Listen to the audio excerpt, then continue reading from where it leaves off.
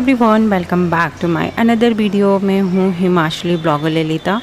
तो आज के ब्लॉग की स्टार्टिंग हो रही है सुबह के 5:45 बजे से। हम पहुँच गए हैं गवर्नमेंट स्कूल का एक ग्राउंड है वहाँ पर।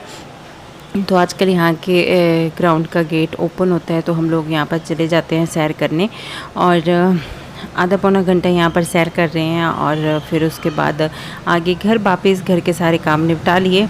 और उसके बाद मेरी नमकीन ख़त्म हो रखी थी, मतलब बेटे के लिए जो मैं नमकीन बनाकर तैयार करती हूँ वो ख़त्म हो गई थी। तो मैंने सोचा आज बनाकर रख लेती हूँ।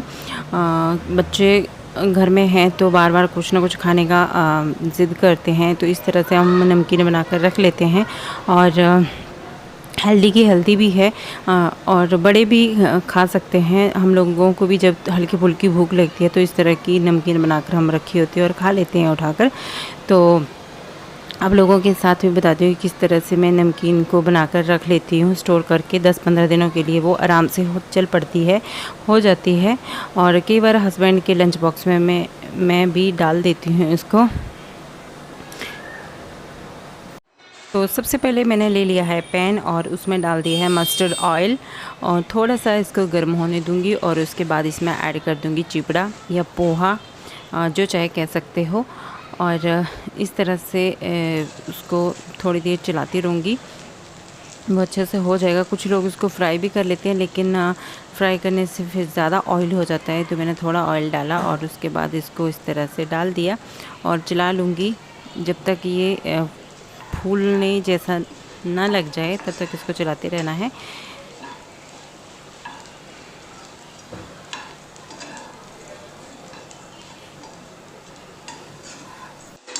तो पोहा हमारा अच्छे से हो गया है क्रंची जैसा। तो इसको दूसरे बर्तन में डाल दूंगी और इसी बर्तन में थोड़ा सा घी मैं और ऐड करूंगी। और उसके बाद डाल दूंगी मखाने और इनको भी अच्छे से रोस्ट कर दूंगी। मखानों को चलाते रहना है ताकि जो मखाने हैं सारे ही अच्छे से क्रंची जैसे हो जाएं।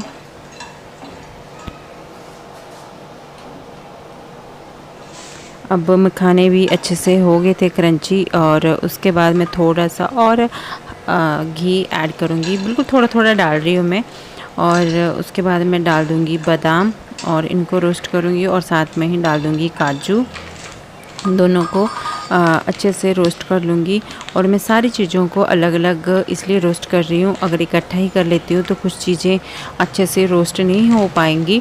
अगर सारी चीज़ों को एक ही बर्तन में डालकर रोस्ट करने की कोशिश करूँगी तो जो हैवी चीज़ें हैं वो नीचे रोस्ट हो जाएंगी, जो हल्की फुल्की चीज़ें वो अच्छे से रोस्ट नहीं हो पाएगी। तो मैं इसी तरह से अलग अलग करके सारी चीज़ों को रोस्ट कर लेती हूँ। और ज़्यादा टाइम भी नहीं लगता, 6-7 मिनट या 10 मिनट रख लो। 10 मिनट में ये वाली नमकीन बनकर अच्छे से रेडी हो जाती है। और इसको भी दूसरे बर्तन में डाल दिया। उसके बाद डाल दिया मूंगफली और मूंगफली को भी मैं अच्छे से रोस्ट कर लूँगी। तो एक बॉक्स में बनाकर रख लेती हूँ, 10-15 दिन आराम से निकल जाते हैं। उसके बाद फिर से बना लेती हूँ। और एक हेल्दी की हेल्दी भी है बच्चों के लिए नमकीन, और भूख भी अच्छे से मिट जाती है। तो यहाँ पर मूंगफली भी अच्छे से हो गई थी। अब जो सारी चीज़ें मैंने रोस्ट की है एक ही बर्तन में डाल दूँगी मैं सारी चीज़ों को,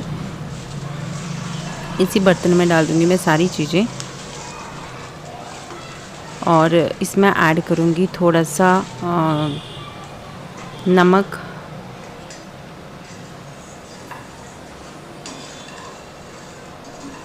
तो इस तरह से सारी नमकीन को अच्छे से मिक्स कर लूँगी।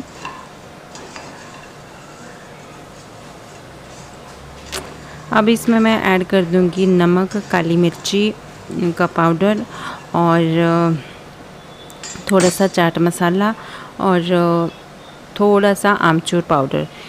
इससे क्या है कि टेस्ट बहुत अच्छा हो जाता है नमकीन का और लगता नहीं कि घर पे बनाई है। बच्चे जो है बड़े अच्छे चाव से खा लेते हैं इसको। और इस तरह से हमारी जो नमकीन है हेल्दी नमकीन बनकर रेडी हो गई है। तो आप भी अपने बच्चों के लिए इस तरह से ट्राई कर सकते हैं। अगर किसी को अच्छी लगी है तो इस तरह से अपने बच्चों को बनाकर खिला सकते हैं। तो उसके बाद मैं आ गई थी बाहर, इसकी ऑनलाइन क्लासेस चल रही थी, तो साथ साथ में मैं इसको देखती भी हूँ कि वो पढ़ भी रहा है कि नहीं, और साथ साथ में मेरे काम भी चलते रहते हैं।